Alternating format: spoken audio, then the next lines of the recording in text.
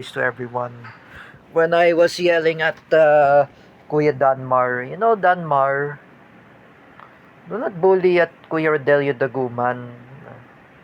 Even sang kay Jan Jan, Ate Dina Guillermo, Teacher Alexandra Pagkalinawan, and the other Marcos loyalists who were making a trolls and making a troll farm to manipulate those people who were anti-Marcos if they are pro-Duterte. It's really hurt when you hurt Kuya Rodelio Daguman. Rodelio Daguman, Kuya Rodelio, he doesn't do anything to all of you. He has nothing to do anything to all of you. Like me, I learn how to be good. I learn how to be a good opportunity for a person. I am a responsible citizen. I'm not picking a lots of fight. For Kuya Danmar Dayaw, ayoko kasi may kaaway. Like I said,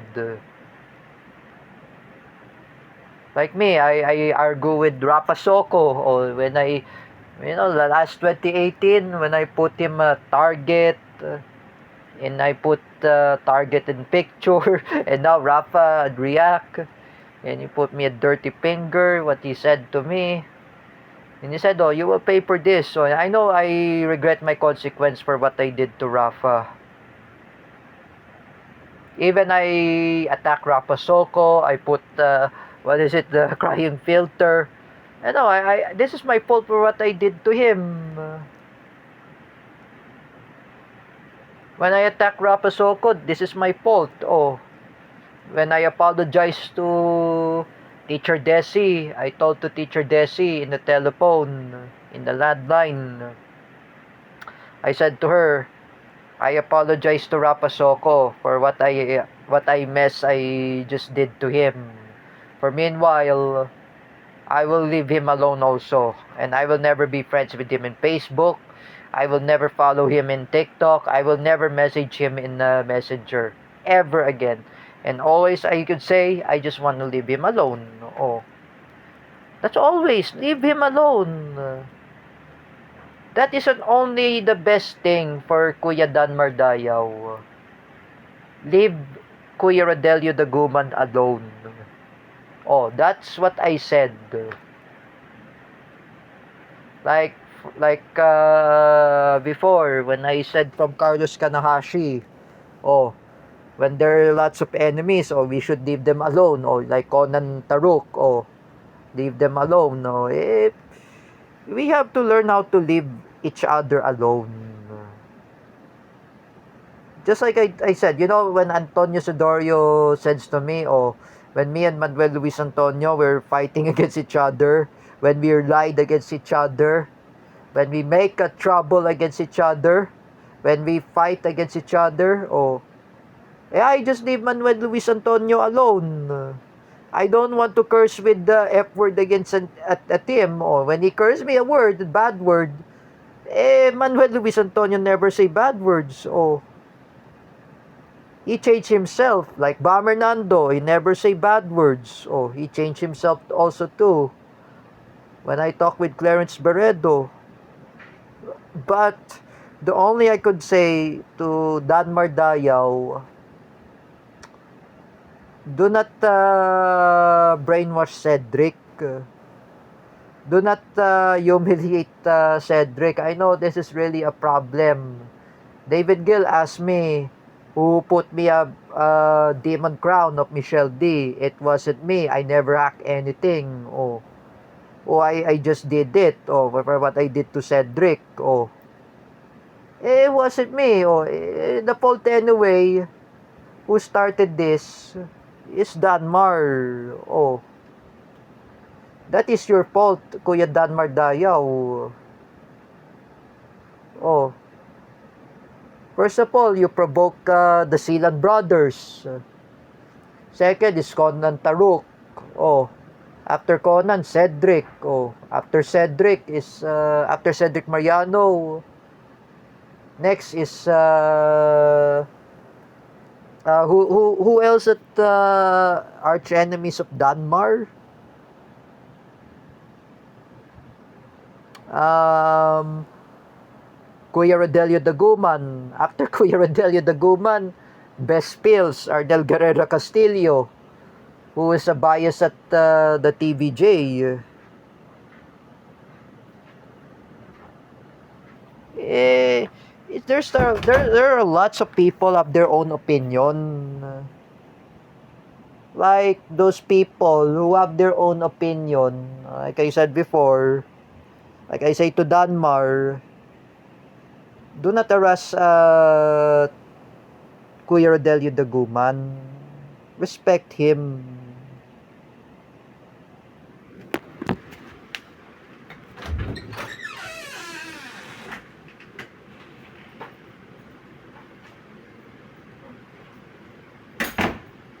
Yes, I'm sleeping. Oh, we have to respect him. You know, when you bully everyone, when you bully Kuya Rodelio Daguman in the first place, you know, I say to Danmar, you will get you in trouble. Like Cedric, he argued with with the brother of Kuya Rodelio Daguman, Robin, Kuya Robin. This is really hurt. When you bully a person, he's a Zumba instructor, he doesn't talk about politics. Oh, it's too much political. It's too much political affiliation about those Marcos loyalists who were talking about political affiliation. The Duterte supporters are not talking about political affiliation. They're still quiet. They're still quite behave. They're nothing to do anything to anyone. Like for you, Danmar. Oh, just like I said, how many enemies that you accuse? Danmar, the Silan brothers. Oh, who else? Conan Taruk. Oh, after Conan is who else? After that, Kuya Rodelio Daguman, and then best pills, Arnel Guerrero Castillo. Why can't you just leave them alone if they're your enemies? It's simple. Leave them alone. Like me, for example, when I treat my enemy is Teacher May Tiburcio, I leave her alone. When I reconcile with Teacher May, I reconcile with her. And I apologize to her. And I said, I leave her alone. Oh, that's always. That is the best solution to you, Kuya Danmar. Dayaw. You know, for me, being as a good person, I say to you, Danmar, when me and Clarence Jacob Barredo, we are asking to you, Kuya Danmar Dayaw, or Danmar, magpakabait ka na. That's why you should learn how to be good. You know what I was told by Teacher Kel? Oh, you should be good now. Oh, please be good. Oh, he said to me, you know, I do not want too much enemies. When you're making an enemy to that, and even you saying about the previous enemies, the Silan brothers, oh, even Kuya Rodelio Daguman, best pills are Nel Guerrero Castillo, and also the other one, oh, who making an enemies, it's not good. It's too much of slandering. It's too much defamation. Oh, I say to Kuya Danmar Dayaw, you do not know about cyber libel, or you don't know about defamation. It's not really good. Like me, when I make enemies at Teacher Jessa Fernandez, I believe this is all my fault that I endorse Bongbong Marcos. Oh, what I realized that Teacher Jessa Fernandez is an anti-Marcos And I can't believe that she is a pro-Duterte supporter. She's a supporter of Rodrigo Duterte. Oh, kaya pala DDS pala si Teacher Jessa. Oh, I'm just saying. And I apologize with Teacher Jessa Fernandez. Sincerely, that will never be happen. That I got scam. Oh, I got I just got corrupt by Bongbong Marcos, who's really a bangag and weak leader. And I know it's really happened to everyone. Danmar, when you too much talking about politics, do not politicalize Kuya Rodelio Daguman. When you talk to Kuya Rodelio Daguman, Danmar, talk about details, talk about the talent. Instead of your talking about too much politics and political affiliation. Just like I was told by Jerick Silva, we should not talk about political affiliation. We have to be non-partisan. We have to be neutral. Like me, I always be neutral with Iran and Israel. I always to be neutral with Russia and Ukraine. Oh, I've been neutral with China and Taiwan. I'm neutral with the pro-Duterte or Marcos loyalist. Oh, or I will be a neutral. Oh, I always be neutral that I said that I'm an anti-Marcos. Oh, I'm a pro-Duterte. It's not really good. Everyone are anti-Marcos, Danmar. State of your other people, like I said. Franco Cagayat is anti-Marcos. Oh, nagalit si Franco Cagayat sa'yo, like I said. Puro ka kasi political. Oh, wala naman yang kwenta. Oh, it's really manipulative. This is hard to say to those idiot Marcos loyalists. Ate Dina Guillermo, Teacher Alexandra Pagkalinawan, and also, who else aside Teacher Alexandria Pagkalinawan? Ate Dina Guillermo, Sangkay Janjan, and even Romeo TV Vlog, and Kuya Dan Mardayaw.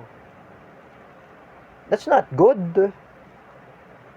To make enemies to others who were anti-Marcos, that's not really good. Just let them be and respect their own opinion. For example, like Teacher May Tiburcio, she was got scammed by Bongbong Marcos. Oh, she didn't realize that he's corrupt. Oh, we discussed that in Civica last 2015.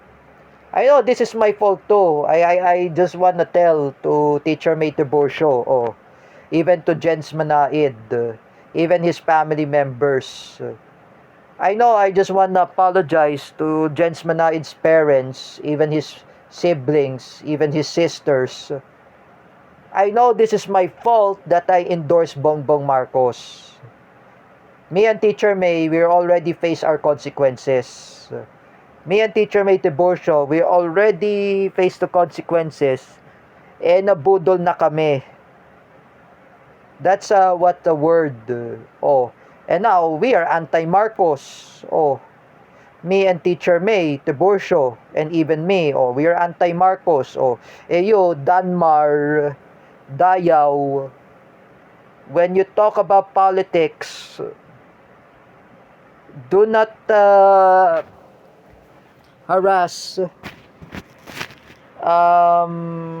Kuya Rodelio Daguman, because Tero Francisco doesn't want to argue with Kuya Rodelio Daguman. Oh, at least he listened to Roylan Marlang. Oh, at least me, I listen to Kuya Bear. Oh, I listen to Clarence Beredo. I listen to Roylan Marlang. Oh,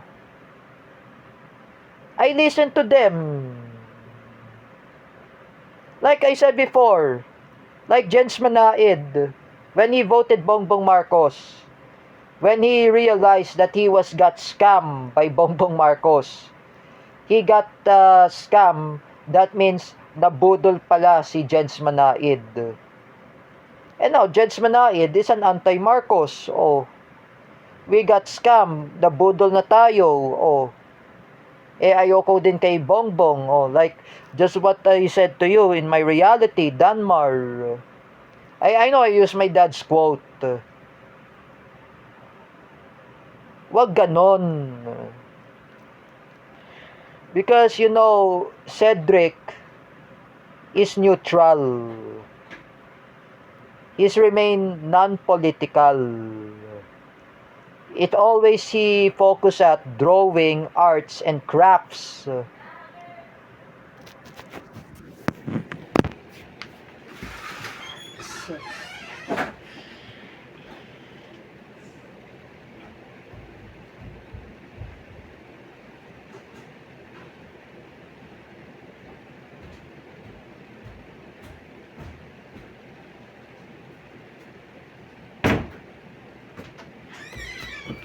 Just like I said before, let's remain to be neutral.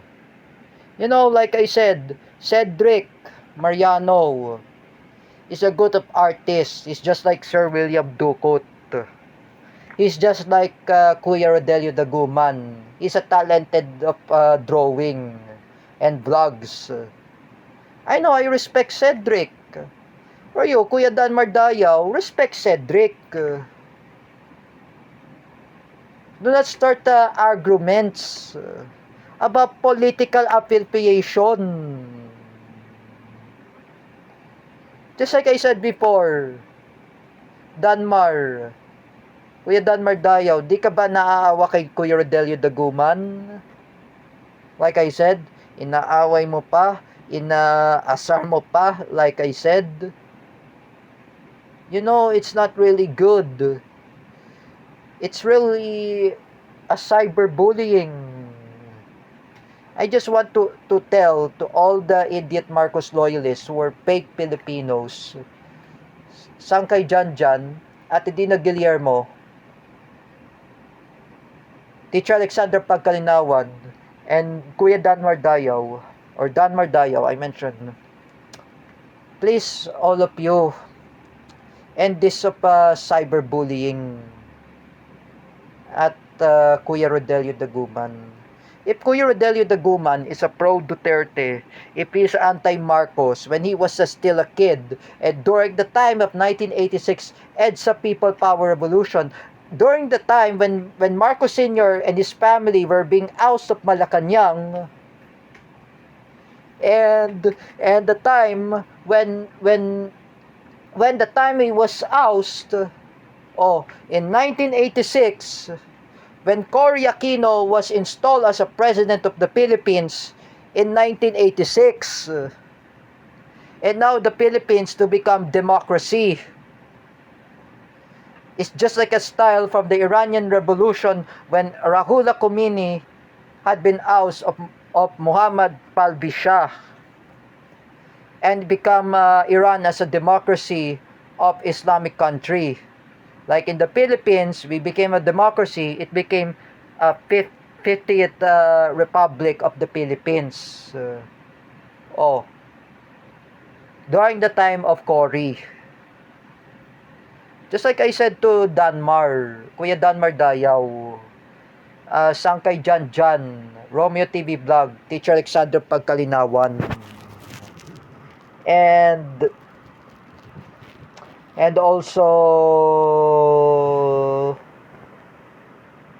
also Ate Dina Guillermo.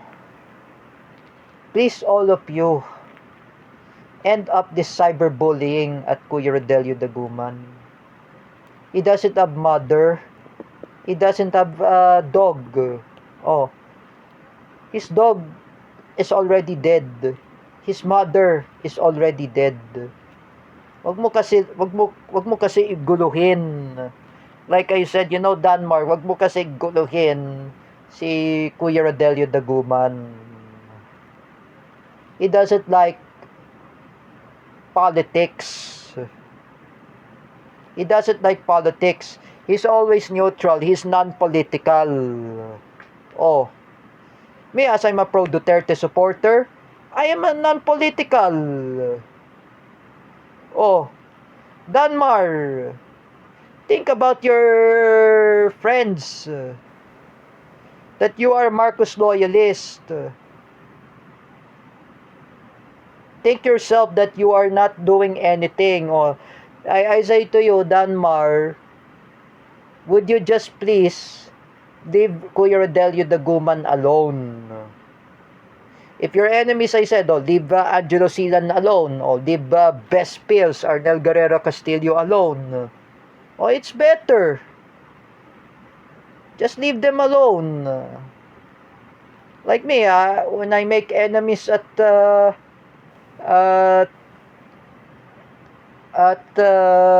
Gina Sejo and Jeffrey Asejo, I accuses them. And now, I said before, they got in trouble. I leave them alone. They got in trouble. It's not really good.